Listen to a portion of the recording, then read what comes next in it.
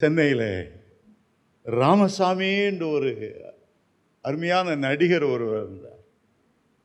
சிங்களா ஓரங்க நாடகங்களில் நடிக்கிறவர். ஆணாக, பெண்ணாக, பாட்டியாக, தாத்தாவாக, கிழவனாக பல வேடங்களில் நடித்து புகழ் பெற்றவர். அமெரிக்காவுக்கு சென்றிருந்தார். அங்கே தமிழர்கள் மத்தியில் பெரிய கூட்டங்கள், நாடகங்கள். 2 மாதங்கள் அமெரிக்கா முழுவதும் கூட்டம். முடிவில் 2 பெரிய ட்ரங்குகளோடு அமெரிக்கா தேசத்திலிருந்து இந்தியா திரும்பினார். அந்த விமானம் லண்டனில் இறங்கினது. 2 மணி நேரம் லண்டன் ஏர்போர்ட்டில் இருக்கணும். அதற்கு பிறகு இந்தியாவுக்கு வருகிற அடுத்த பிளேனில் அவர் இந்தியாவுக்கு வரணும். இந்த 2 மணி நேரம் என்ன செய்வது?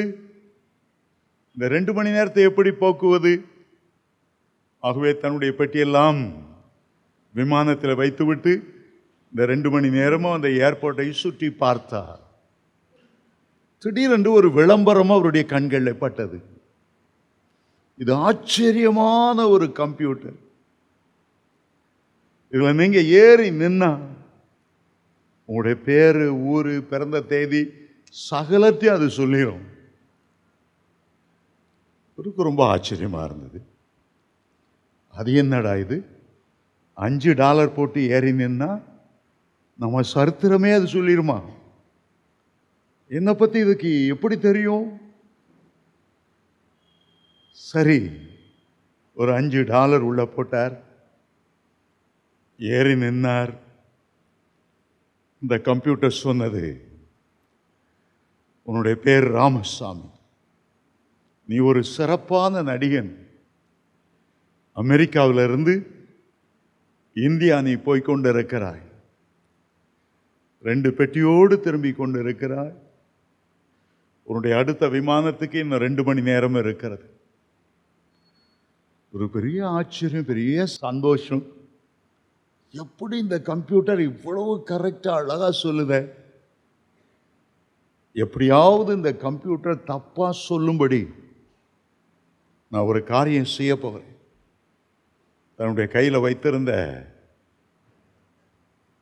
ஹேண்ட்பேக்கை கொண்டு போய் அது மேக்கப் போடுறது. ஒரு வயதான கிழவன் போல பின்பாகத்தில் போய் மேக்கப் போட்டு, குடு கிழவன் போல கையில் ஒரு கோலை வைத்து நடந்து கொண்டு வந்தார். இப்போ இந்த கம்ப்யூட்டர் என்ன சொல்லுது பார்க்கலாம். $5 போட்டார். அது கொஞ்ச நேரம் அமைதியாக இருந்தது. பிறகு சொன்னது, ராமசாமி, என்னதான் கிழவன் போல வேஷம் போட்டாலும் நீ ராமசாமி ராமசாமி தான். உன்னுடைய வயசு என்ன? நீ அமெரிக்காவிலிருந்து திரும்புகிறார் 2 பெட்டியோடு. எல்லாம் சொன்னது. இவன் யோசித்தான், என்னன்னாலும் இது ஒரு மிஷின், மனிதனுக்கு விசேஷ ஞானம் உண்டு, இதை நான் பொய்யாக்கி காட்டுகிறேன். அதில் வேற போட்டிருக்கிறது, இந்த மிஷின் பொய் சொல்லாது, தப்பா உங்களை பற்றி ஏதாவது சொன்னா $1000 உங்களுக்கு கிடைக்கும். அதை வாசிச்ச உடனே இவருக்கு இன்னும் சந்தோஷம் உண்டாயிட்டு, எப்படியாவது இந்த மெஷினை நான் தோற்கடித்து காட்டுகிறேன். நேர பேக் எடுத்தார், அங்கே நடந்தார், இங்கே நடந்தார். மிஷின் ஒருவேளை பார்த்து கண்டுபிடிச்சிடக்கூடாதுங்கிறதுக்காக அப்படி ஓடினார், அப்படி திரும்பினார். கடைசியில் ஒரு பாத்ரூமில் போய் பாத்ரூமை பூட்டிக்கொண்டு ஒரு இளம் பெண் போல அழகா மேக்கப் எல்லாம் போட்டு, ஒரு போனி டெயில் எல்லாம் போட்டு, ஒரு ஹை ஹீல்ஸ் எல்லாம் வைத்து கண்ணாடியில் பார்க்குறார். அவருக்கே கண்ணாடியால் நம்ப முடியல. இது நான் தானா? ஒரு பெண்ணா மாறிட்டேனா? இப்போ இந்த கம்ப்யூட்டர் என்ன சொல்ல போகுது பார்க்கலாம் என்று அப்படியே ஒரு பெண் போல டிக் டாக் என்று அழகாய் நடந்து வந்தார். இப்போ நான் இது $1000 வாங்க போறேன். $5 போட்டார். 2 நிமிஷம் கம்ப்யூட்டர் வேலை செய்யல. கடைசியில் கம்ப்யூட்டர் சொன்னது, என்னதான் நீ மேக்கப் போட்டாலும் ராமசாமி தான்.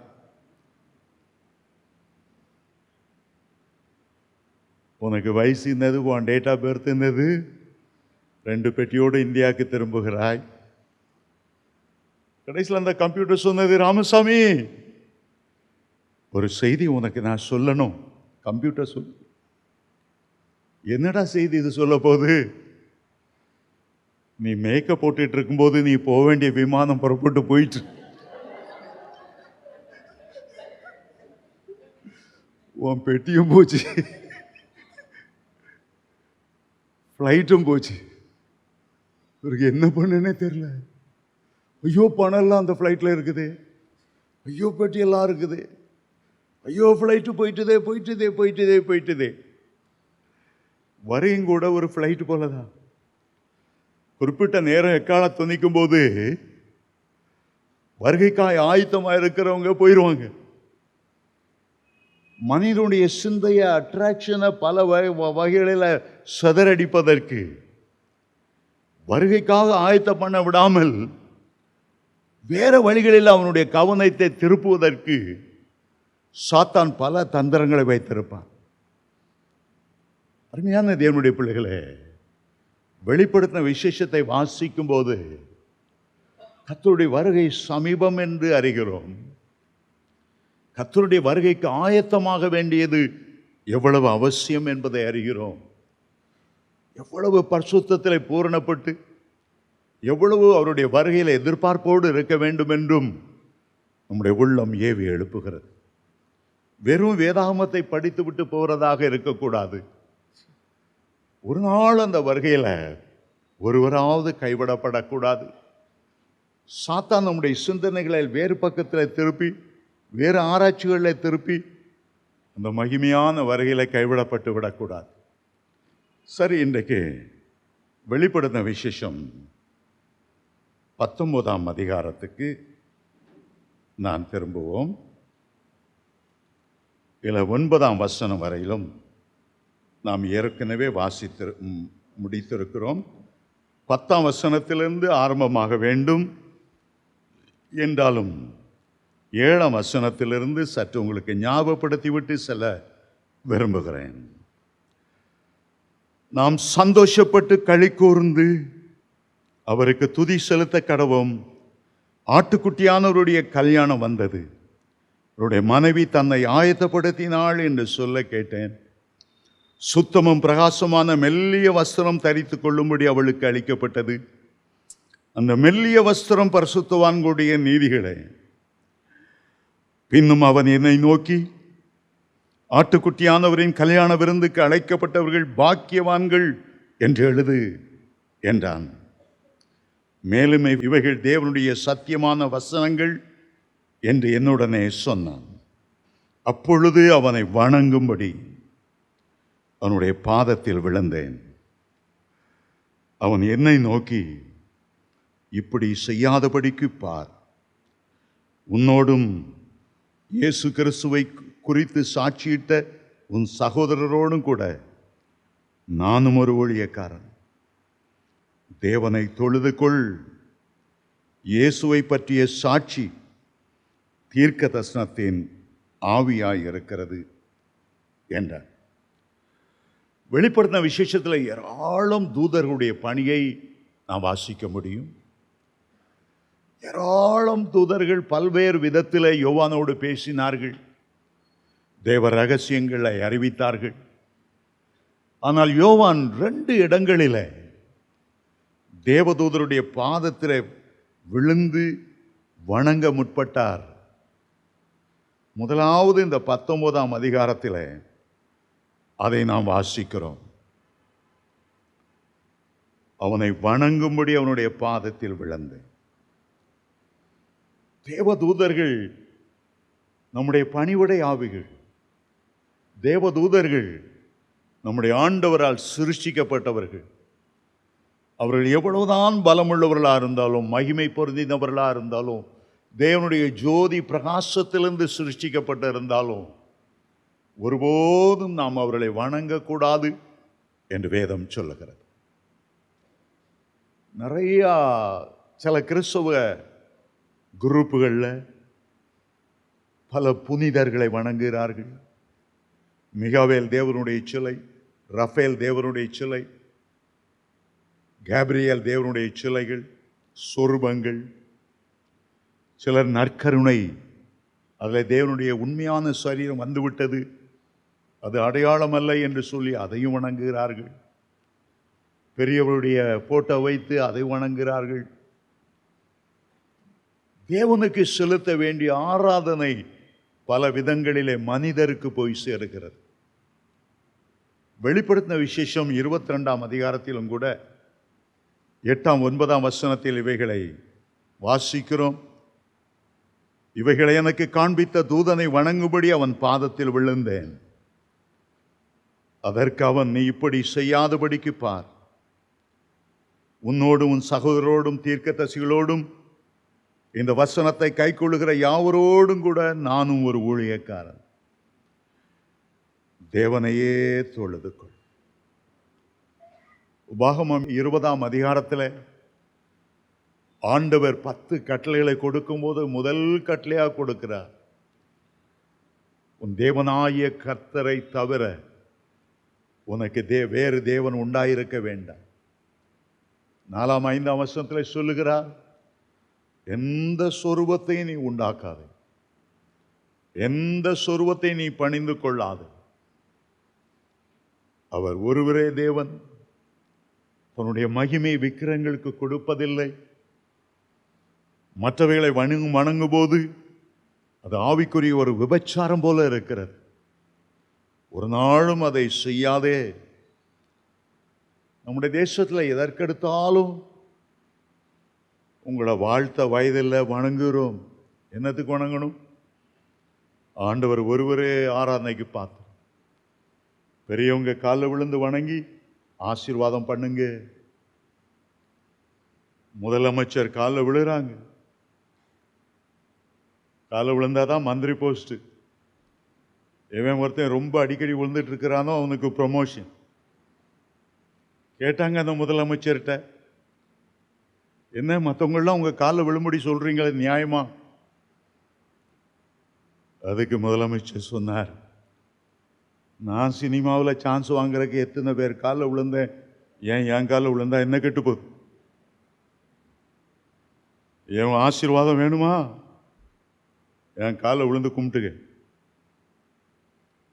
உடைய தேசத்தில் எல்லாத்த பார்த்தா, எதை பார்த்தாலும் சூரியனை பார்த்தா வணங்குகிறான், பள்ளியை பார்த்தா வணங்குகிறான், சோறில் சத்தம் போட்டா வணங்குகிறான், பாம்பை பார்த்தா வணங்குகிறான், கணவனை கண்கண்ட தெய்வம்னு சொல்கிறான், அன்னையும் பிதாவும் முன்னரே தெய்வங்கள்னு சொல்கிறான். எத்தனை அம்மா தெய்வம், ஐயா தெய்வம், அந்த நடிகர் தெய்வம்.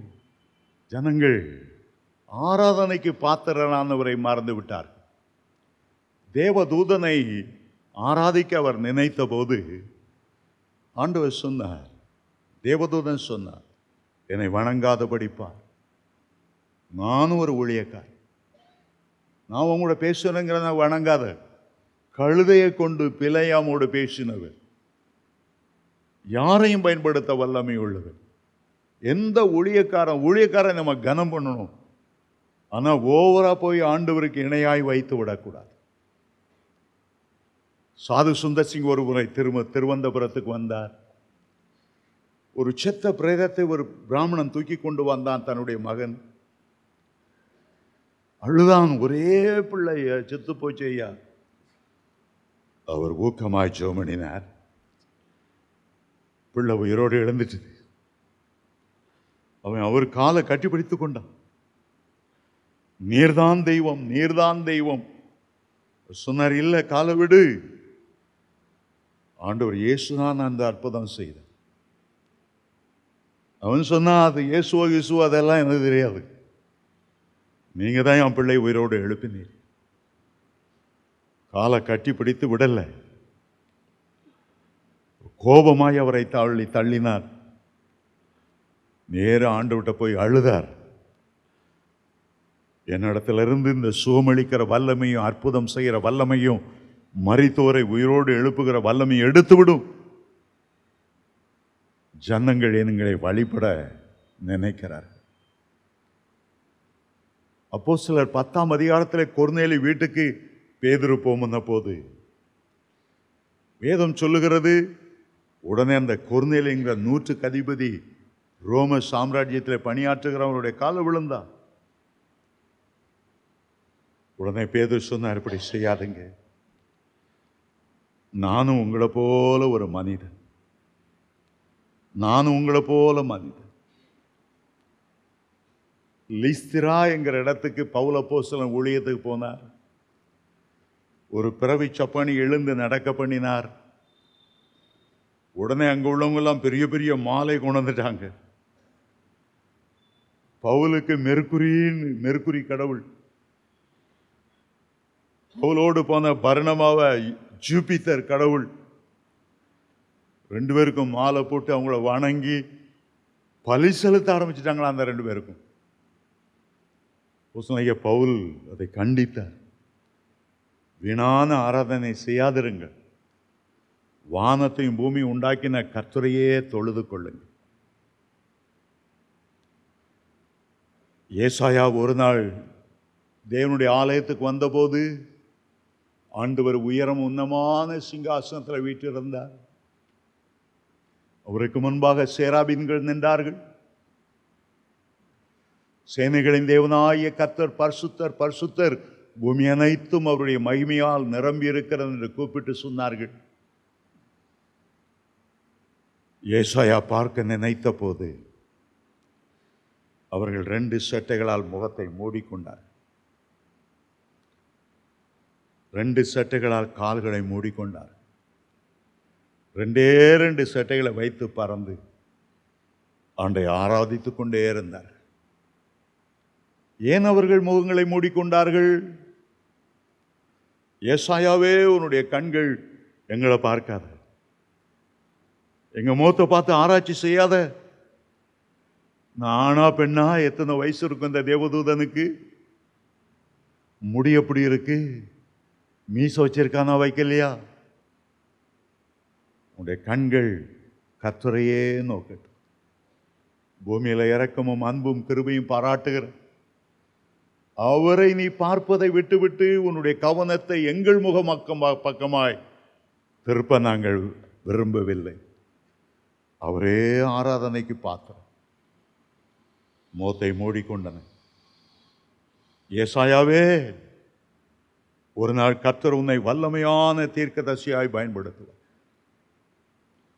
அப்பொழுது உன்னை நீ வெளிப்படுத்தாதபடி, உன்னை நீ மறைத்து உன் முகத்தை மூடி ஆண்டவரையே நீ உயர்த்த வேண்டும்.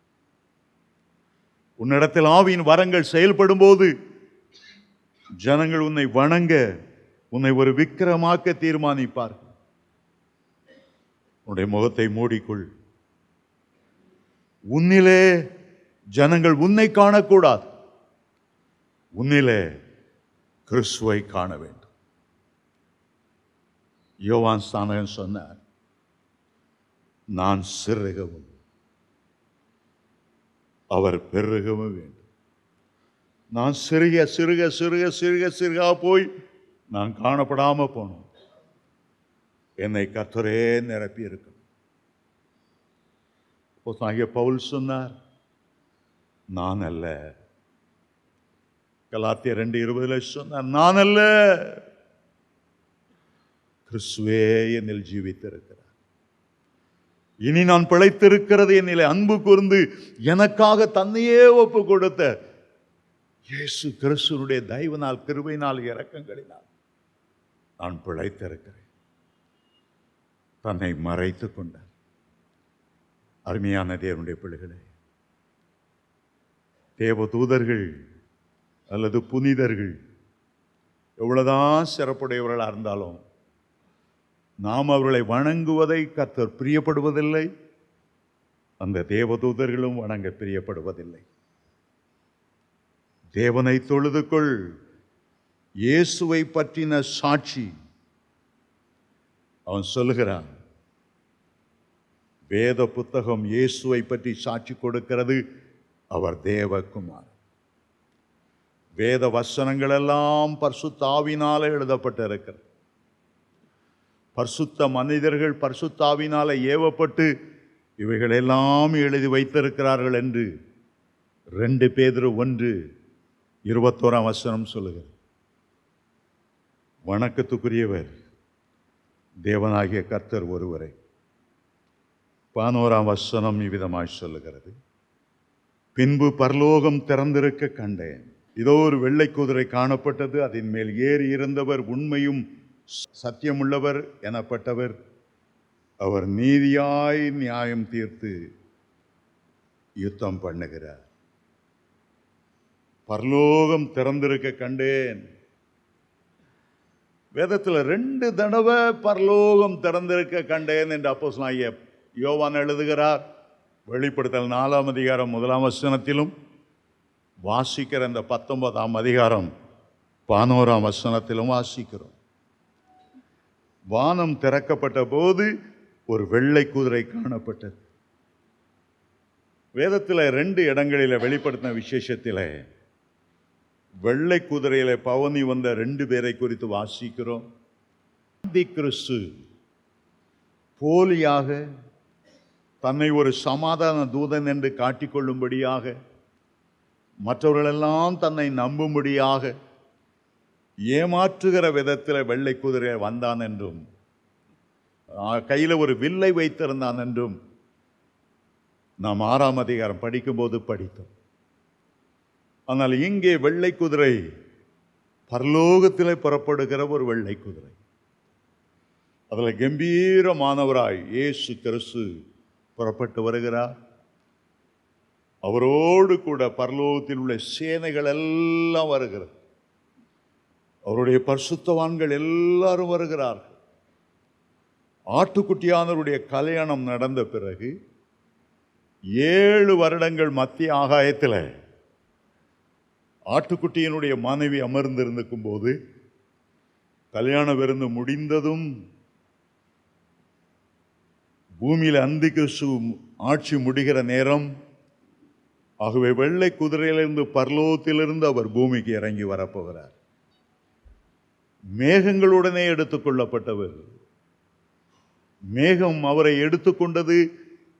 பிதாவுடைய வலது பார்சத்தில் போய் உட்கார்ந்தார், பரிந்து பேசினார், நமக்காக மன்றாடினார், அபிஷேகத்தை ஊற்றினார். பிறகு ஆட்டுக்குட்டியானவருடைய திருமணத்தில் அமர்ந்தார். அது முடியும் போது வெள்ளை குதிரையில் ஏறி பரலோக பரிசுத்தவான்களோடு அவர் பூமிக்கு வரப்போகிறார். வந்ததும் அர்மகதோனிலே சாத்தானையும் அந்தி கிறிஸ்துவையும் கள்ள தீர்க்கதரிசியையும் பிடித்து பாதாளத்தில் அடைத்து அவர் 1000 வருடங்கள் இந்த பூமியில் அரசாள போகிறார்.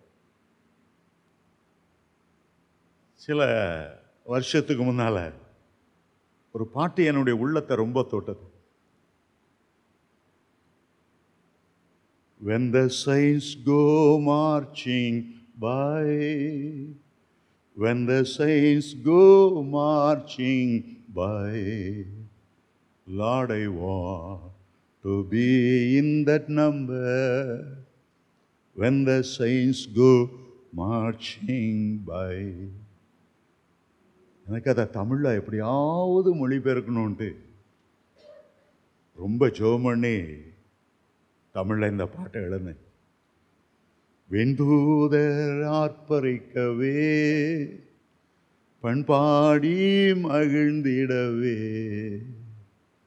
ஆண்டவரே, அந்த வெண்குதிரை நீ வரும்போது, பரிசுத்தவான்கள் எல்லாம் பாடி பின் சென்று வரும்போது நானும் அந்த கூட்டத்தில் காணப்படும். நானும் அந்த கூட்டத்தில் காணப்படும். ஒரு பழங்காலத்து, அது சிபிஎம் பாட்டா அல்லது வெளியே பாட்டா எனக்கு தெரியல, அந்த பாட்டில் விதமாய் சொல்லப்பட்டிருக்கு.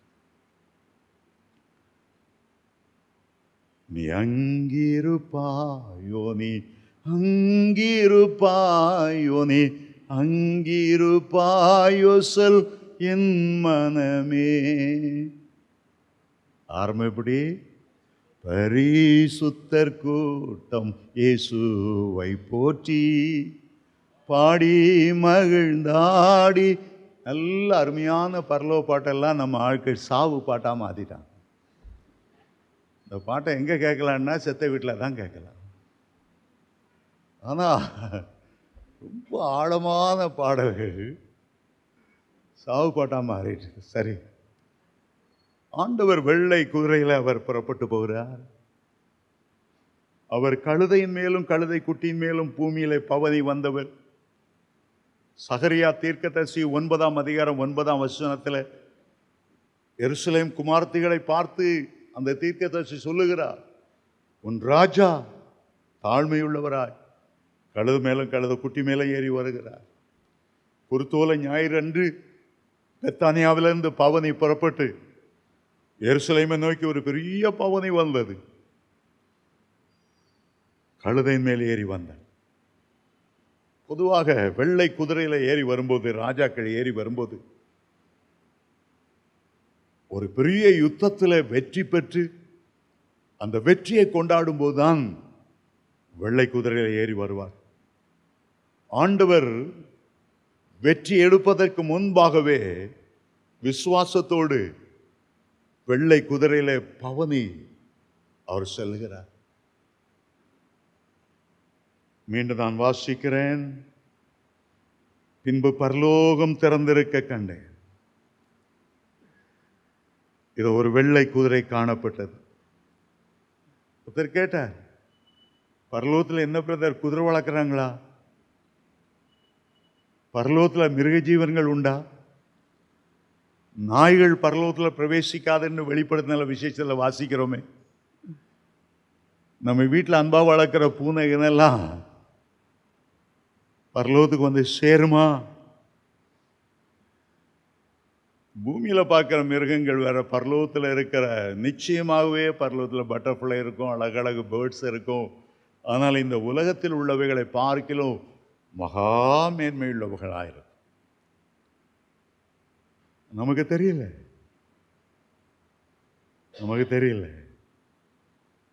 பரலோகத்தில் குதிரை இருக்குதா?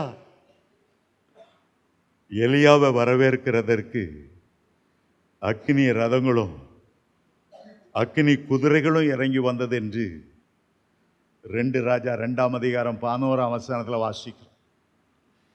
அந்த குதிரை நம்ம பார்க்கிற குதிரை மாதிரி இல்லை, ஃபுல் ஆஃப் ஃபயர். எலியா அக்கினியால நிரப்பி கொண்டவர், அக்கினியால உத்தரவருளுகிற தேவனே தேவன் என்று நிரூபித்தவர், கர்த்தருக்காக பக்தி வைராக்கியமான அக்கினியாய் செயல்பட்டு பாகால் தீர்க்கதரிசிகளை சவால் விட்டு அவருடைய கீரை தாற்றங்களை போய் வெட்டினவர். அவரை வரவேற்க பரலோகத்திலிருந்து அக்கினி ரதமும் குதிரைகளும் வந்து இறங்கின. எலிசா காலத்தில் ஒருவரை விசை சீரியருடைய இராணுவம் வந்து அவரை பிடிக்கிறதற்கு ராஜாவுடைய ரகசியங்கள் எல்லாம் இந்த இஸ்ரவேல் ராஜாவுக்கு சொல்லிடுறாரு. குதிரை வீரர்கள் வந்தபோது இந்த வேலைக்காரன் பயப்பட்டான். ஐயோ என்ன செய்வோம்? ஒரு பரிதாபமா இருக்கிற ஒரு தீர்க்கதரிசியை பிடிக்க இவ்வளவு பெரிய ராணுவம். ஆண்டவர் அந்த வேலைக்காரனுடைய கண்களை திறந்தார். வேதம் சொல்லுகிறது, அந்த மலை முழுவதும் அக்கினி மயமான ரதங்களாலும் குதிரைகளாலும் நிரம்பி இருந்தது. அவர்களோடு இருக்கிறவர்களிலும் நம்மோடு கூட இருக்கிறவர் அதிகமான பேர். 2 ராஜாக்கள் 6ஆம் அதிகாரம் 17ஆம் வசனத்தில் நாம் அதை வாசிக்கிறோம். அந்திகிறிஸ்துவின் ஆட்சியில் 4 குதிரைகள் வந்தது. முதல்ல வெள்ளை குதிரை, 2 சிவப்பு குதிரை, 3வது கருப்பு குதிரை, 4வது மங்கின நிறமுளை குதிரை. ஆனால் பரலோகத்தில் எல்லாம் வெள்ளை குதிரைகள், அக்கினி மயமான குதிரைகள். இயேசுவோடு கூட அவ்வளவு பரிசுத்தவான்களும் வெள்ளை குதிரைகளிலே பவனி வருவார்கள். பரலோகம் திறந்திருக்க கண்டேன். சங்கீதக்காரன் எழுதுகிறார், பரலோகத்துக்கு ஒரு கதவு இருக்கிறது. சங்கீதம் 78:23 அந்த கதவுகளை திறந்து மன்னாவை ஜனங்களுக்கு பொழிந்தருளினார். பரலோகம் திறக்கிறது என்றால் அந்த கதவுகள் திறக்கிறது. பரலோகத்துக்கு ஒரு பலகணி இருக்கிறது என்று மல்கியா 3:10 சொல்லுகிறது. தசம பாகங்களை கர்த்தருக்கென்று கொண்டு வரும்போது ஆண்டவர் வானத்தின் பலகணிகளை திறந்து இடங்கொள்ளாமற் போக மட்டும் உங்களை ஆசீர்வதிக்க மாட்டேனோ சோதித்து பாருங்கள். நோவா காலத்தில் வேதம் சொல்லுகிறது, ஆண்டவர் வானத்தின் மதகுகளை திறந்தார். பரலோகத்தில் கதவு, பரலோகத்தில் ஜன்னல், பரலோகத்தில் மதகு. ஆதியாகமம் 7:11 பெரிய அணைக்கட்டில் மதகுகளை திறந்தா தண்ணி பீரிட்டு அடிக்கிற மாதிரி பரலோகத்திலிருந்து ஜலப்பிரளயம் உண்டாகிறதுக்கு அந்த மதகுகளை ஆண்டவரை திறந்தார். பரலோகத்துக்கு வாசல்கள் இருக்கிறது. சங்கீதம் 24:7 சொல்லுகிறது, வாசல்களே உங்கள் தலைகளை உயர்த்துங்கள், அநாதி கதவுகளே உயருங்கள், மகிமையின் ராஜா உட்பிரவேசிப்பார். அதுபோலத்தான் வானத்தின் வாசல்களை ஆண்டவர் திறந்தார். அப்போதான் திறந்த பரலோகத்தை அப்போஸ்தலன் யோவான் பார்க்க முடிந்தது. இயேசு ஞானஸ்நானம் பெற்ற போது மத்தேயு 3:16 சொல்லுகிறது, வானம் அவருக்கு திறக்கப்பட்டது. வான்புறாவானவர் அவர் மேலே இறங்கி வந்தார். ஸ்தேவான் கல்லறிந்து கொல்லப்படும் போது அவன் சொன்னான், வானங்கள் திறந்திருக்கிறதையும் தேவனுடைய சிங்காசனத்தின் வலது புறத்தில் இயேசு கிறிஸ்து நிற்கிறதையும் காண்கிறார். நாத்தான் தீர்க்கதரிசியிடத்தில் இயேசு பேசும்போது சொன்னார், இது முதல் வானம் திறந்திருக்கிறதையும் தேவதூதர்கள் பரலோகத்துக்கு ஏறுகிறவர்களாகவும் இறங்குகிறவர்களும் இருக்கிறதை காண்பாய் என்று சொன்னார். அருமையான தேவனுடைய பிள்ளைகளே, நமக்கு நேராய் வானம் திறந்திருக்கிறது. ஏசாயா ஒரு முறை விதமாய் ஜெபித்தார். ஏசாயா 66:1 2 தேவரீர் வானங்களை கிழித்து அக்கினி இறங்கி வருவது போல நீர் இறங்கி வார், அக்கினி இறங்கி வருவது போல நீர் இறங்கி வாரும் என்று கேட்டார். அருமையான தேவனுடைய பிள்ளைகளே, பரலோகம் திறக்கும் போது இயேசு கிறிஸ்து பவனி வருகிறார்.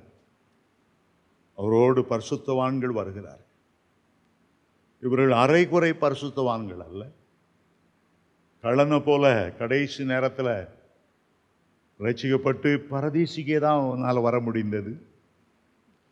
பூரணப்பட்டு கிறிஸ்துவோடு நடந்து முழுக்க அவரையே பின்பற்றி, ஆட்டுக்குட்டியானவர் எங்கே போனாலும் அவரை பின்பற்றி, யார் இவர்கள்? கரைதரையற்றவர்கள், தம்முடைய வஸ்திரங்களை காத்து கொண்டவர்கள், ஆட்டுக்குட்டியானவரை பின்பற்றினவர்கள், பூரணமாக்கப்பட்ட பரிசுத்தவான்கள். அவர்கள்தான் அந்த பவனியிலே ஆண்டவராகிய கர்த்தரோடு இறங்கி வருவார். அடுத்த வசனத்துக்கு போவோம். மறுபடியும் 10 ஞாபகப்படுத்தி விட்டு செல்ல விரும்புகிறேன். அப்போது அவனை வணங்கும்படி அவனுடைய பாதத்தில் விழுந்தேன். அவன் என்னை நோக்கி, இப்படி செய்யாதபடி பார், உன்னோடும் இயேசு கிறிஸ்துவை குறித்து சாட்சியிட்ட உன் சகோரோடும் கூட நானும் ஒரு ஊழியக்காரன், தேவனை தொழுது கொள், இயேசுவை பற்றிய சாட்சி தீர்க்க தரிசனத்தின் ஆவியாயிருக்கிறது என்றார். பின்பு பரலோகம் திறந்திருக்க கண்டேன். இதோ ஒரு வெள்ளை குதிரை காணப்பட்டது. அதன் மேல் ஏறி இருந்தவர் உண்மையும் சத்தியமும் உள்ளவர். 7 சபைகளுக்கு இயேசு கிறிஸ்து எழுதும்போது தன்னை குறித்து அறிமுகப்படுத்தும்படி மெய்யான சாட்சி என்று சொன்னார், சத்தியமுள்ளவர் என்று சொன்னார். ஆகவே அவர் நீதியாய் நியாயம் தீர்த்து யுத்தம் பண்ணுகிறார். உலகத்தில் பல யுத்தங்கள், ஆனால் நீதி அங்கே இருப்பதில்லை, சமாதானம் அங்கே இருப்பதில்லை. யுத்தம் பண்ண ஆரம்பித்து வீணான பொதுமக்கள் சாவார்கள். முதலாம் உலக மகா யுத்தத்தில் பெரும்பாலும் போர் வீரர்கள் தான் மரித்தார். ஆனால் 2வது உலக மகா யுத்தத்தில் பொது ஜனங்கள் நிறைய மரித்தார். இன்னசென்டா நாகசாகி ஹீரசமா 2 பட்டணத்தில் அணுகுண்டு போட்ட போது அங்கே யுத்த வீரன் ஒருவனும் மரிக்கவில்லை. அமெரிக்காவுக்கு விரோதமாக யுத்தம் பண்ணினவங்க அவங்கள கொல்லல. பொதுமக்கள் அநியாயமாக கொன்னாங்க. பச்சிளம் குழந்தைகளை கொன்னாங்க. காலையில் 11 மணி, பிள்ளைகளெல்லாம் ஸ்கூலுக்கு போய் படித்து கொண்டு இருக்கிற நேரம், பெண்களெல்லாம் சமையலுக்காக காய்கறி மீன் மார்க்கெட்டில் வாங்க போகிற நேரம், திடீர்னு சைரன் ஒலித்தது. பகைவருடைய விமானம் வருகிறது என்று. யாரும் அடைக்கலத்துக்குள்ளே போக முடியல. அந்த சத்தம், சைரன் எச்சரிப்பு குரல் கேட்டு 55 செகண்டுக்குள்ள அந்த விமானம் நடு ஆகாயத்துக்கு வந்து விட்டது. அதிலிருந்து குண்டுகள் பொழிந்தன. 1000 சூரியனை உருக்கி ஊற்றுவதை போல அவ்வளவு கொடிய வெப்பம். 10,000 அடி உயரத்துக்கு அந்த புகை மண்டலம் எழும்பி நின்றது. ஒரு செடி கொடி கூட இல்லை, அவ்வளவு எரிந்து போனது. ஒரு மனிதனாலும் உயிர் தப்ப முடியல. அநியாயமான மரணம். ஆனால் இயேசு கிறிஸ்து அந்தி கிறிஸ்துவோடு யுத்தம் செய்ய வரும்போது அவர் நீதியாய் நியாயம் தீர்த்து யுத்தம் செய்கிறவர் என்று வேதம் சொல்லுகிறது. அடுத்த வசனத்தை வாசிக்கிறேன். அவருடைய கண்கள் அக்கினி ஜுவாலையை போல இருந்தது. அவருடைய சிரசின் மேல் அநேக கிரீடங்கள் இருந்தன. அவருக்கே அன்றி வேறொருவருக்கும் தெரியாத நாமம் எழுதப்பட்டிருந்தது. இரத்தத்திலே தோய்க்கப்பட்ட வஸ்திரத்தை தரித்திருந்தார். அவருடைய நாமம் தேவனுடைய வார்த்தை என்பதே. 5 காரியங்களை இங்கே யோவான் எழுதுகிறார். முதலாவது சொல்லுகிறார், இயேசு கிறிஸ்துவினுடைய கண்கள் அக்கினி ஜுவாலையை போல இருக்கு. அவருடைய கண்கள் அக்கினி ஜுவாலையை போன்று இருந்தது. ஊடுருவி பார்க்கக்கூடிய கண்கள், ரகசியங்களை அறிந்து கொள்ளக்கூடிய கண்கள், மனிதனுடைய உள்ளத்தின் ஆழத்தை, அவனுடைய எண்ணங்களை, அவனுடைய சிந்தனைகள், யோசனைகளை கூட காணக்கூடிய கண்கள். ஒரு மனுஷனுடைய சுபாவத்தையும் அவனுடைய குணாதிசயத்தையும் அவன் எப்படிப்பட்டவன். நாத்தான் வேலை ஆண்டவர் கண்டபோது யோவான் 1 அதிகாரத்தில் ஒரே நிமிஷத்தில் சொல்லுகிறார், கபடற்ற உத்தம இஸ்ரவேலர். அவனுடைய கேரக்டரை அந்த அக்கினிமயமான கண்கள் உடனே ஜட்ஜ்மெண்ட் பண்ணி ஆண்டவர் சொன்னார், இதோ கபடற்ற உத்தம இஸ்ரவேல். 139 சங்கீதத்தில் தாவீது 1 வசனத்தில், தேவனே நீர் என்னை ஆராய்ந்து அறிந்திருக்கிறீர், என் உட்கார்தலை எழுந்திருக்கிறேன் அறிந்திருக்கிறீர். தாயின் வயிற்றில் உருவாகும் போது என் கருவை கூட உடைய கண்கள் கண்டது, உமக்கு மறைவானது ஒன்றுமில்லை. வேதத்தில் 4 வெளிப்படுத்தின விசேஷத்தில் 3 இடங்களிலே உடைய கண்கள் அக்கினி ஜுவாலையை போன்ற கண்கள். வெளிப்படுத்தல் 1:14 உடைய முகம் வல்லமையாய் பிரகாசிக்கிற சூரியனை போல இருந்தது, உடைய கண்கள் அக்கினி தழலாய் இருந்தது. வெளிப்படுத்தல் 2 அதிகாரம் 18 வசனத்தில் உடைய கண்கள் அக்கினி ஜுவாலையை போல இருந்தது. வெளிப்படுத்தல் 19 அதிகாரம் 12 வசனத்தில் உடைய கண்கள் அக்கினி ஜுவாலையை போல இருந்தது. அக்கினியை பற்ற வைக்கக்கூடியதாக இருந்தது. எபிரேயர் 1:7 சொல்லுகிறது, அவர் தம்முடைய ஊழியக்காரரை அக்கினி ஜுவாலையாய் மாற்றுகிறார்.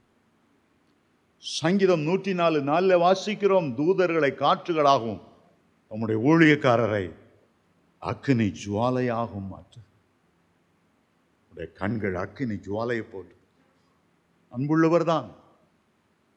ஆனால் வேதம் சொல்லுகிறது, அவர் பட்சிக்கிற அக்கினியாக இருக்கிறார். துன்மார்க்கன் அவருக்கு முன்பாக நிற்க முடிவதில்லை. உபச்சாரக்காரன் அவருடைய சமூகத்தில் வர முடியவில்லை. அது சுட்டரிக்கிற அக்கினி அவருடைய கண்கள் இருந்து புறப்படுகிறது. அக்கினி ஜுவாலை போன்ற கண். ஒரு கழுகை பார்த்தால் அவருடைய கண்கள் 2 காரியம், மகா தூரத்தில் உள்ளதையும் அது பார்க்கும், பக்கத்தில் இருக்கிறதையும் அது பார்க்கும். இவ்வளோ அடி உயரமாக பறந்துட்டு இருந்தாலும் ஒரு சுண்டலி ஓடுறத கூட அப்படியே ஷார்ப்பாக பார்க்கும். சர்ன்னு பறந்து வந்தா தூக்கிட்டு போயிடும், முயலை பிடிச்சிட்டு போயிடும். அந்த கழுகுக்கு மேலாய் பரலோகத்தில் இருக்கிறவருடைய கண்கள், கழுகை உண்டாக்கினவருடைய கண்கள் எவ்வளவு கூர்ந்து நோக்கக்கூடியது. அருமையான தேவனுடைய பிள்ளைகள், ஏசாயா 66:15 சங்கீதம் 97:3 அவருடைய கண்கள் ஜுவாலித்து எரிகிற அக்னியை போல அவர் வருகையில் ஒரு அக்னியோடு வருவார் என்று எழுதப்பட்டிருக்கிறது. சரி, அவருடைய கண்கள் அக்னி ஜுவாலை போல இருந்தது. அவருடைய சிரசின் மேல் அநேக கிரீடங்கள் இருந்தன. ஒரு ஆச்சரியமான ஒரு பகுதி. எந்த ராஜாவும் தான் தலையில நிறைய அநேக கிரீடங்களை வைத்திருக்க மாட்டான். அந்தஸ்து தகுந்தபடி தங்கத்தில் செய்து, வைரத்தால, முத்துக்களால், வைடூரியங்களால், விலையேறப்பட்ட கற்களால் அலங்கரித்து அழகான ஒரு ஷேப்ல ஒரு ராஜா சூடி இருப்பார். வேதத்தை வாசிக்கும் போது காணப்படக்கூடிய கிரீடங்களும் உண்டு, காணப்படாத கிரீடங்களும் உண்டு என்பதை நாம் அறிகிறோம். காணப்படாத கிரீடம் என்ன? சங்கீதம் 103:4 சொல்லுகிறது, அவர் கிருபையினாலும் இரக்கங்களினாலும் முடிசூட்டுகிறார். கிரீடம், கிருபையை பார்க்க முடியுமா? இரக்கத்தை பார்க்க முடியுமா? ஆனா காணப்படாத அந்த கிரீடத்தை ஆண்டவர் நமக்கு சூட்டுகிறார். வெளிப்படுத்தல் 1:6 சொல்லுகிறது, நம்மை ராஜாக்களும் ஆசாரியர்களுமாய் முடிசூட்டுகிறார். நம்ம மேல இருக்கிற அனாயிண்டிங்கே ஒரு கிரீடம் போல இருக்கிறது. எபிரேயர் 2:9 அவர் கனத்தினாலும் மகிமையினாலும் முடிசூட்டுகிறார். நீதிமொழி 4:9 சொல்லுகிறது, அலங்காரமான கிரீடத்தை அவர் நமக்கு சூட்டுகிறார். எல்லாருக்கும் இந்த வசனம் தெரியும். ஏசாயா 62:3 நீ கர்த்தருடைய கரத்தில் அலங்காரமான கிரீடமும் தேவனுடைய கரத்தில் ராஜ முடியுமாய். அவருக்கு அநேக கிரீடங்கள். பொதுவாக ஒரு ராஜா தன்னுடைய இளவரசனுக்கு பட்டம் சூட்டும் போது ஒரு கிரீடத்தை தாப்பன் கொடுப்பான். குறிப்பிட்ட காலம் வரும்போது அந்த இளவரசன் யுத்தத்துக்கு போய் பல ராஜாக்களை வென்று வர வர வர எத்தனை ராஜாக்களை அவன் வென்று வந்தானோ அவர்கள் மேலிருந்த கிரீடத்தை எடுத்து அந்த இளவரசனுடைய தலையில சூடுவார். சில இளவரசரை பார்த்தா 10-15 ராஜ்யங்களை ராஜாக்களை ஜெயித்தனால அவனுடைய கஜானாவில் 10 கிரீடம் இருக்கும். ஒரு பகுதி வந்தான்னா அவங்களுடைய கிரீடம்லாம் பக்கத்தில் வைத்திருப்பான். இயேசு கிறிஸ்துவுக்கு பிதாவாகிய தேவன் சூட்டின கிரீடம் உண்டு. அவர் உலகத்தை ஜெயித்ததினால் வந்த கிரீடம், மாம்சத்தை ஜெயித்ததினால் வந்த கிரீடம், சாத்தானை ஜெயித்ததினால் வந்த கிரீடம், மரணத்தை ஜெயித்ததினால், பாதாளத்தின் வல்லமையை ஜெயித்ததினால் ஜெயங்கொண்டவர்களாய் இருக்கிறபடியால் ஆண்டவருக்கு அநேக கிரீடங்கள் அவருக்கு இருந்தது. ஏன் அவருக்கு அநேக கிரீடம்? தம்முடைய பிள்ளைகளுக்கு கொடுப்பதற்காகத்தான் அத்தனை கிரீடங்களையும் அவர் வைத்திருக்கிறார். சாதாரணமாக நம்ம பார்த்தா நம்ம மேல பல சாபங்கள் முள் கிரீடமா இருக்கு. சாபத்தை வேதம் முள்ளுக்கு ஒப்பிட்டு சொல்லுகிறது. ஆகவேதான் அவர் முள்முடி வேந்தனாக முள்ளை சுமந்து சாபத்தின் கிரீடத்தை எடுத்துவிட்டு ஆசீர்வாதத்தின் கிரீடத்தை நமக்கு சூட்ட சித்தமான. நம்முடைய தலையில் இருக்கிற அநீதியின் கிரீடத்தை எடுத்துவிட்டு, நம்ம வாழ்க்கையெல்லாம் அநியாயம், அநீதி. சவுல் பிற்காலத்தில் பவுலாய் மாறினார். முதல்ல அவர் அநியாயமாய் கிறிஸ்தவர்களை கொலை செய்தார். ஆனால் கடைசி அவர் சொல்லுகிறார், நீதியின் கிரீடம் எனக்காக வைக்கப்பட்டிருக்கிறது.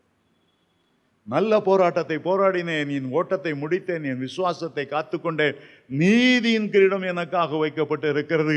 அந்நாளிலே அவர் எனக்கு மாத்திரமல்ல, அவருடைய பிரசன்னத்தை ஆவலோடு எதிர்பார்க்கிற ஒவ்வொருவருக்கும் அந்த நீதியின் கிரீடம்.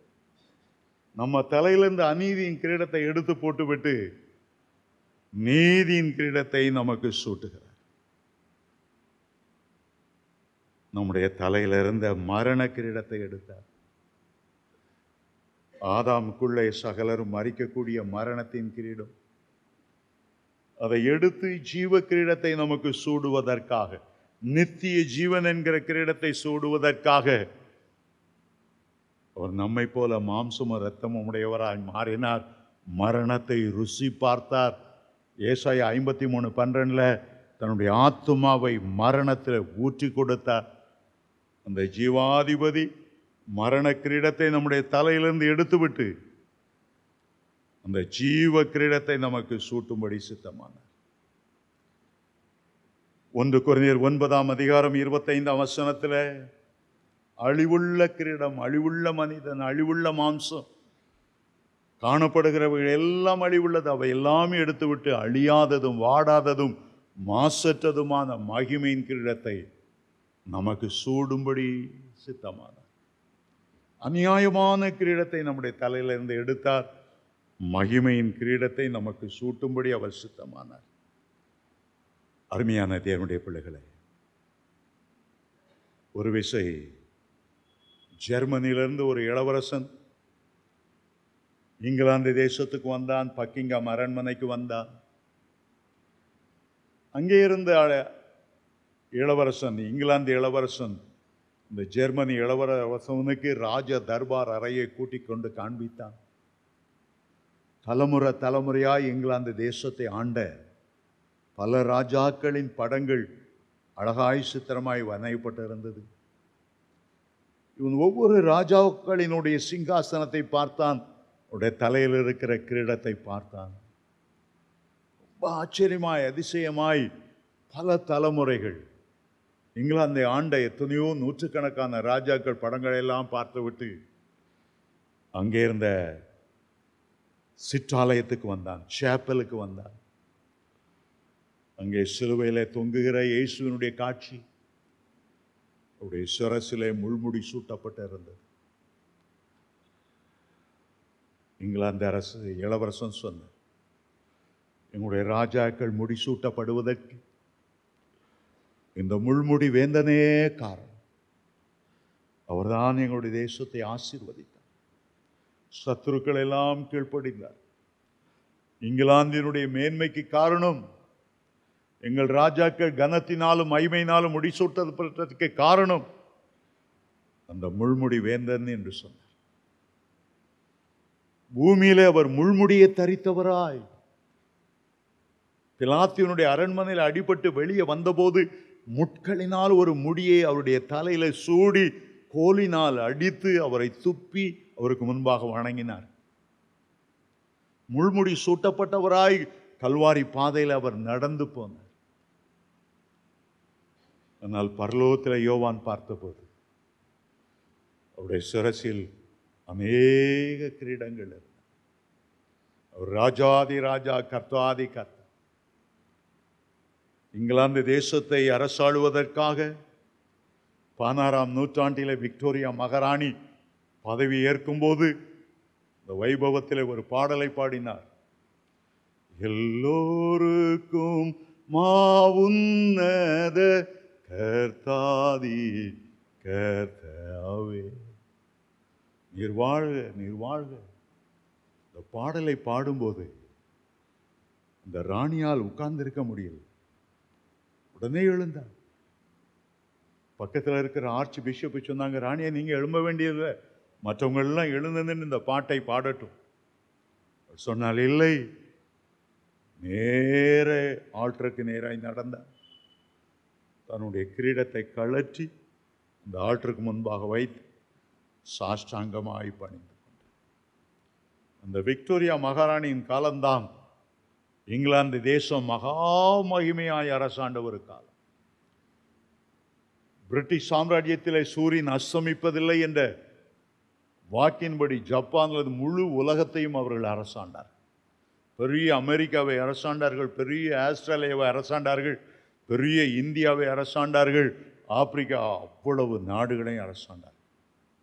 அவரை ராஜாதி ராஜா என்று போற்றும் போது அந்த ராஜரீகத்தையும் ஆளுகையும் அவர் நமக்கு தருவார். அவர்கள் கர்த்தருடைய கரத்தில் அந்த ராஜரீகத்தையும் ஆளுகையும் பெற்று ஆட்டுக்குட்டியானவர் அவரோடு 1000 வருஷம் அரசாழ்வார். அதற்காகத்தான் அவர் வெள்ளை குதிரையில் வருகிறார், கிரீடங்களை தரித்தவராய் வருகிறார். மூன்றாவதாக அவரை குறித்து என்ன எழுதப்பட்டிருக்கிறது? வேறு ஒருவருக்கும் தெரியாத மறுபடியும் வாசிக்கிறேன். அவருடைய கண்கள் அக்கினி ஜுவாலையை போல இருந்தது. அவருடைய சிரசின் மேல் அநேக கிரீடங்கள் இருந்தன. அவருக்கே அன்றி வேறு ஒருவருக்கும் தெரியாத ஒரு நாமமும் எழுதியிருந்தது. அது எங்கே எழுதியிருந்தது என்று சொல்லப்படவில்லை. நெற்றியிலே எழுதியிருந்ததா தெரியவில்லை. அவருக்கே அன்றி வேறு ஒருவருக்கும் தெரியாத ஒரு நாமம் எழுதியிருந்தது. நம்முடைய ஆண்டவருக்கு பல நாமங்கள். வேதம் முழுவதையும் பார்த்தால் 272 நாமங்கள் கர்த்தர் கொடுக்கப்பட்டிருக்கிறது. ஒவ்வொரு நாமம் அவருடைய குணாதிசயத்தை பிரதிபலிக்கிறது, அவருடைய சுபாவத்தை எடுத்து சொல்லுகிறது. அந்த நாமத்தில் இருக்கிற வாக்குத்தத்தங்களை நாம் பார்க்கிறோம். என் நாமத்தில் எதை கேட்டாலும் செய்வேன் என்று ஆண்டவர் சொல்லுகிறார். அவருடைய நாமம் விசேஷமானது. இயேசு என்கிற நாமம் அவருக்கு கொடுக்கப்பட்டது. மத்தேயு 1:21 சொல்லுகிறது, அவருக்கு இயேசு என்று பெயரிடுவார்களாக. அவர் தமது ஜனங்களின் பாவங்களை நீக்கி அவர்களை ரட்சிப்பார். இயேசு என்றால் பாவங்களை நீக்குகிற ரட்சகர் என்ற அர்த்தம். இயேசுவுக்கு கிறிஸ்து என்ற ஒரு நாமம். கிறிஸ்து என்றால் அபிஷேகம் பண்ணப்பட்டவர், அபிஷேகம் பண்ணுகிறவர். இயேசுவுக்கு இம்மானுவேல் என்ற பெயர். ஏசாயா 7:14 அவருக்கு இம்மானுவேல் என்று பெயர் அருள்வாயா. இம்மானுவேல் என்பதற்கு தேவன் நம்மோடு இருக்கிறார் என்ற அர்த்தம். அவருடைய பெயர் மேசியா. மேசியா என்றால் வரப்போகிறவர். வெளிப்படுத்தின விசேஷத்தில் அவர் இருக்கிறவரும் இருந்தவரும் வரப்போகிறவருமாகிய தேவனாகிய கர்த்தர். அவர் ஆதியும் அந்தமானவர். அவர் அல்பாவும் ஒமேகாவுமானவர். நிறைய பேர்கள். ஆனால் இப்போ பரலோகத்தில் பார்க்கும்போது யாருக்கும் தெரியாத ஒரு நாமம் அவருக்கு எழுதப்பட்டிருந்தது. அது என்ன நாமம் என்று வேதம் நமக்கு சொல்லவில்லை. வேதம் சொல்லாததில் போய் நம்ம போய் தலையிட்டு இந்த நாமமாக இருக்கும் அந்த நாமமாக இருக்கும் நம்ம சொல்லக்கூடிய முடியாது. உபாகமம் 29:29 சொல்லுகிறது, மறைவானவைகள் நம்முடைய தேவனாகிய கர்த்தருக்கே உரியது, வெளிப்படுத்தப்பட்டவைகளோ நமக்கும் நம்முடைய பிள்ளைகளுக்கும் என்னென்னைக்கும் உரியது. ஆகவே அந்த நாமம் வெளிப்படுத்தப்படவில்லை. எங்கே எழுதப்பட்டிருந்தது என்று சொல்லப்படவில்லை. ஆனால் ஒருவரும் அறியாத ஒரு நாமம் அவருக்கு கற்பிக்கப்பட்டது. அடுத்த வசனம் 13ஆம் வசனம், இரத்தத்திலே தோய்க்கப்பட்ட வஸ்திரத்தை அவர் தரித்திருந்தார். மணவாட்டியோடு வீட்டிருந்த போது இரத்தத்தால் தோய்க்கப்பட்ட வஸ்திரம் அவர் உடுத்தவில்லை. மணவாட்டி அருகில் அவர் உட்கார்ந்த போது என்ன வஸ்திரம் உடுத்தியிருந்தார் வேதம் நமக்கு சொல்லவில்லை. மணவாட்டி உடுத்தின வஸ்திரம் மெல்லிய சுத்தமும் பிரகாசமான வெள்ளிய வஸ்திரம் அவளுக்கு தரிக்கப்பட்டது. அது பரிசுத்தவான்களுடைய நீதிகளே என்று வேதம் சொல்லுகிறது. ஆனால் அந்த மணவாளன் உடுத்தின அந்த வஸ்திரத்தை சங்கீதக்காரன் எழுதுகிறார் 45ஆம் சங்கீதத்தில். அதை வாசிங்க யாராவது. சங்கீதம் 45:8. தந்தத்தினால் செய்த அரண்மனையிலிருந்து புறப்படுகையில் நீர் மகிழும்படி உம்முடைய வஸ்திரங்கள் எல்லாம் வெள்ளை போளம், சந்தனம், லவங்கம். மணவாட்டியோடு இருக்கும்போது அந்த வஸ்திரம், மணவாட்டியோடு இருக்கும்போது அந்த வஸ்திரம். இயேசு இந்த பூமியில் இருந்தபோது பல வஸ்திரங்கள் அவருக்கு கொடுக்கப்பட்டது. சின்ன குழந்தையா பிறந்தபோது மரியாள் கந்தை துணியில பொதிந்து துணிகளிலே சுற்றி ஒரு தரித்திரத்தின் வஸ்திரம். அவருடைய தரித்திரத்தினால் நாம் ஐஸ்வர்யவான்கள் ஆகும்படி அடிமையின் ரூபம் எடுத்த ஒரு வஸ்திரம் அவருக்கு கொடுக்கப்பட்டது. அவர் இந்த பூமியில இருக்கும்போது அநேக ஸ்திரீகள் அவருக்கு பணிவிடை செய்தார்கள். தையல் இல்லாத வஸ்திரத்தை அவருக்கு உடுத்தினார். இந்த பூமியில் அவர் இருக்கும்போது ஒரு விசை மறுரூபமானார்.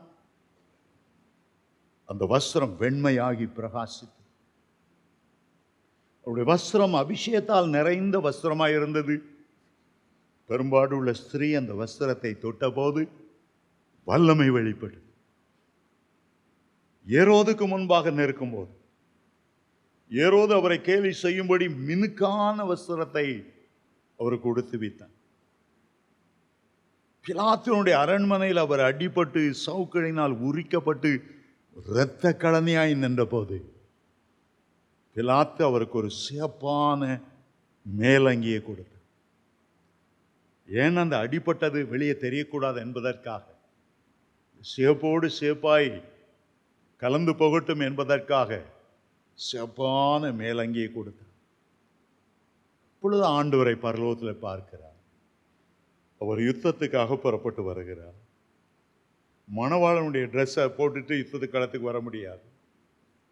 யுத்தத்துக்கு வரும்போது பூமியிலே தன்னை இரத்த கழனியாய் மாற்றின அதே சாத்தானோடு அந்திகிறிஸ்துவோடு அநேக பரிசுத்தவான்கள் இரத்தம் சிந்துவதற்கு இரத்த சாட்சிகளாய் மரிப்பதற்கு காரணமான அவனை வீழ்த்த புறப்பட்டு வரும்போது இரத்தத்தினாலே தோய்க்கப்பட்ட வஸ்திரத்தை உடுத்தவராய் அந்த வெள்ளை குதிரையிலே பவனி வந்தார்.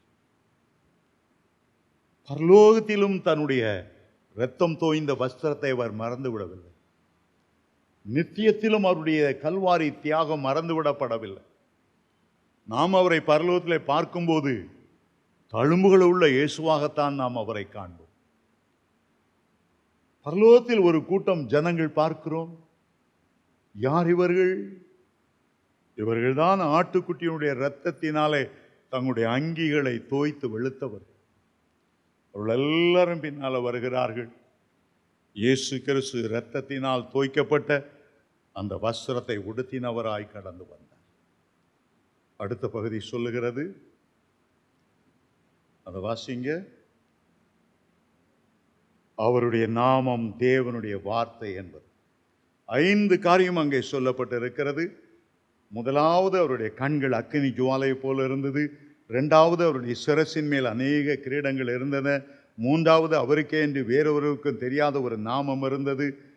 இரத்தத்தால் தோய்க்கப்பட்ட வஸ்திரத்தை தரித்திருந்தார். அவருடைய நாமம் தேவனுடைய வார்த்தை என்பதை யோவான் எழுதின சுவிசேஷம் ஆரம்பிக்கும் போது விதமாய் சொல்லுகிறது, ஆதியிலே வார்த்தை இருந்தது, அந்த வார்த்தை தேவனிடத்தில் இருந்தது, அந்த வார்த்தை தேவனாயிரும், சகலமும் அவர் மூலமாய் உண்டானது, உண்டானது ஒன்றும் அவரே அல்லாமல் உண்டாகவில்லை. எபிரேயர் 1:3 சொல்லுகிறது, விசுவாசத்தினாலே இந்த உலகங்கள் எல்லாம் வார்த்தையினாலே உண்டாக்கப்பட்டது. வார்த்தையினாலே உண்டாக்கப்பட்டது.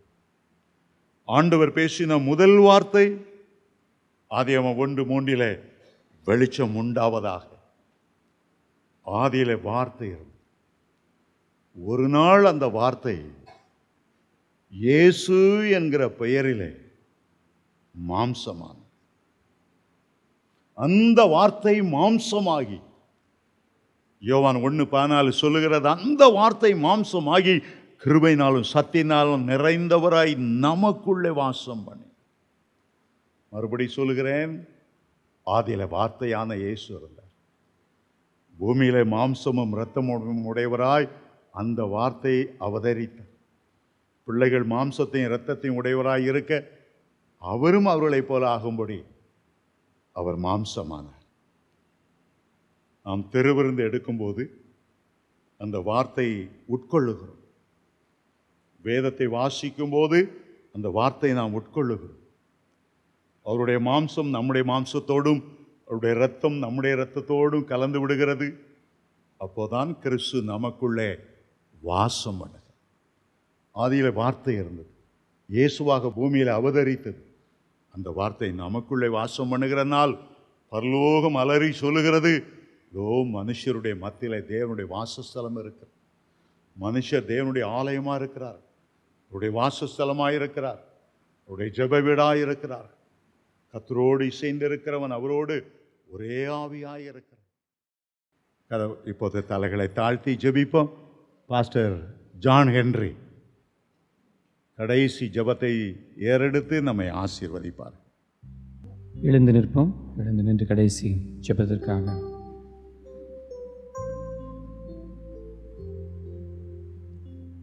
அவருடைய வார்த்தைகளுக்காக, அவருடைய பிரச்சனத்திற்காக, அவருடைய மகிமைக்காக, அவருடைய மகத்துவங்களுக்காக நன்றி செலுத்துவோம். உள்ளத்தில் ஆழ்த்திருந்த ஆண்டவர் நம் இது கிருபை பாராட்டி இந்த மாலை வேளையில் கொண்டு வந்து நம்மோடு அவருடைய வருகை குறித்து நாமும் ஆயத்தப்படுத்தும்படி, கர்த்தருக்குள்ளே பலப்படும்படி, இன்னும் அவரை நெருங்கி கிட்டிச் சேரும்படி, அவரை அறிகிற அறிவிலே நீங்களும் நானும் வளரும்படி ஆண்டவர் பாராட்டின தயவுக்காக நன்றி என்று சொல்லுவோம். ஆண்டவரே, உம்மை ஸ்தோத்தரிக்கிறோம், உம்மை துதிக்கிறோம், நன்றி செலுத்துகிறோம். ஆண்டவரே, கர்த்தர் இம்மட்டும் எங்களை வழி நடத்தி தொடர்ந்து வழி நடத்த எங்களை அர்ப்பணிக்கிறோம். குடும்பங்களை அர்ப்பணிக்கிறோம், ஊழியங்களை அர்ப்பணிக்கிறோம், சபையை நாங்கள் அர்ப்பணிக்கிறோம். கர்த்தர் தொடர்ந்து பெரிய காரியங்களை செய்வீராக. இப்பொழுது ஆண்டவரே, அன்பு தாசனுக்காக நாங்கள் ஜெபிக்கிறோம். ஆண்டவர், அருமை அண்ணனுக்காக நாங்கள் ஜெபிக்கிறோம்.